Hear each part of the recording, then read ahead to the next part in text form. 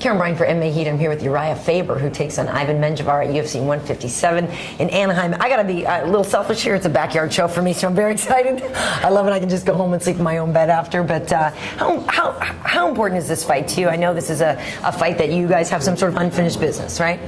Yeah, I think so, and I don't think you can really look at the old fight and compare us as fighters then. That was almost 7 years ago, and we've both changed a lot. I think I had a lot more room for improvement than he did. He's always been really good at being a well-rounded MMA fighter, and I've kind of added a bunch of things to my game at this point. So it's exciting. You know, Ivan comes out and does a lot of spinning, crazy stuff, and he has some wild submissions, and he's an exciting fighter to fight against. So it's going to be a good battle. And he even has he even weighs in well, doesn't he? Do his weight? He does like a kick, he has a little couple like a weird, like sort of comic book things, you know. Right. He's a character. So what did happen the first time? Because you got the win, but it was a DQ. It was a DQ, and I think it should have been a not a disqualification, but a no contest. As I had a big cut in my eyebrow, and it was a headbutt, I think, that caused it. Okay.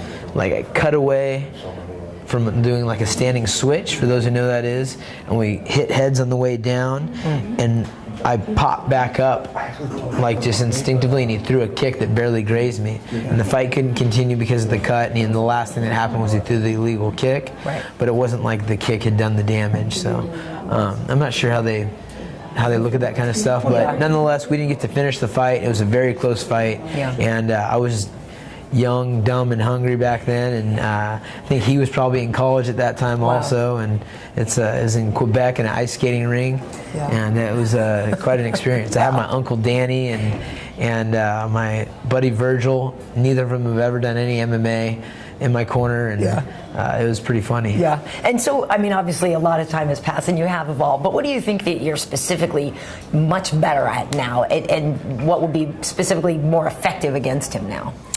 I think I'm bigger than I was. Oh, I know I'm bigger than I was back then, even though I'm a weight class down. Right. And I think he's probably smaller than he was back then, because he actually missed weight just by a fraction at the weigh-in. He missed weight. So, you know, that's one thing. The other thing is my striking's come a long way. My comfort in being attacked standing is just at a whole different place than it was back then. So that's a lot different, and I actually know how to attack a variety of submissions now. And back then I was good at jiu-jitsu, but now I'm really well versed. So I think it's a fight that you can see anything happen, and I'm ready for that. Does it give you any sense of ease in preparation, knowing that this time it's not for the title, this time it's not the most important fight of your life? You know, all that stuff gets so built up, and I wonder if sometimes it's just a relief to just have a fight. Or do you prefer this stuff, the hype, the big one? Everyone's a big fight to me, really. You know, I mean, the difference is 2 rounds, and sometimes the level of competition. You know, when you're fighting for a world championship, it's usually against another guy that's a world champion or a top contender, and I've had a lot of those fights in my career. Most of my fights have been in title fights. So, you know, everyone at this level is extremely tough, and I take it all seriously. I mean, this is what I love to do, and it's all about winning, so that's what I'm going to do. Obviously, Renan and Barao and McDonald are going to scrap very soon. Who do you think takes that one? Man, I don't know. I feel like Barao is so durable that he'll be able to handle McDonald's striking, and I think that Barao is probably the more well-rounded fighter. He's a little bit bigger.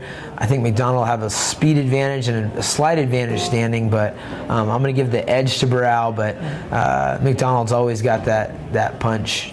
Now, you know, sometimes over at Fuel, very often actually, I get to work with Dominick Cruz, who I like very much, and I know that you guys are friendly rivals. Well, sometimes friendly rivals, sometimes not so friendly rivals.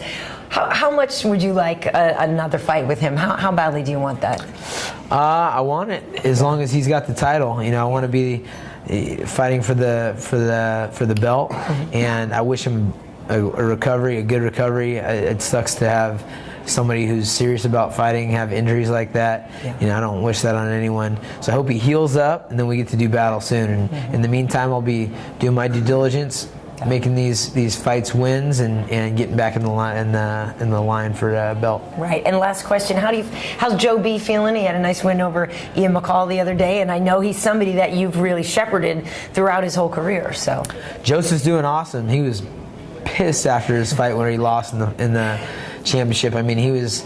A lot of people don't know, and Joseph doesn't talk about it, but he was injured for like 3 weeks prior to that with his neck and had stitches and a couple different things. So he didn't get to spar for 3 weeks going in, and he was really upset that he didn't have his best performance, and he's hungry to get back in there for the title as well. Well, he looked good the other night, so. Yeah, he looked good. Awesome. All right. Well, Urijah, thanks for talking with us, and best of luck in your fight with Ivan at 157. Thank you very much.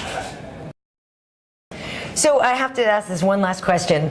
I saw another tweet, and every single day I see something about you and Liz Carmouche being your sister from another mister. Do you see the resemblance, and what's your reaction to that comparison? I guess I haven't really paid much attention to it, but maybe. I mean, you kind of do. I'm not going to lie. And I interviewed her this past summer or something, and right away people are like, she looks just like Urijah Faber. That's kind of mean for her. I mean, I'm not a bad-looking guy, but I am a guy. You know? Yeah. Well, you guys are fighting on the same card, and so maybe that actually could be some hilarity. Get some pictures with the two of you guys together. Yeah, I saw the poster. Same weight class too. I mean, think about it. Yeah, we're actually sponsoring her. Torque's sponsoring her for this fight, and we've got her custom shirt. Check out torque1.net, and you know, she's a good-looking girl. Yeah. Nice. All right, Urijah. Thanks for playing along with that. All right.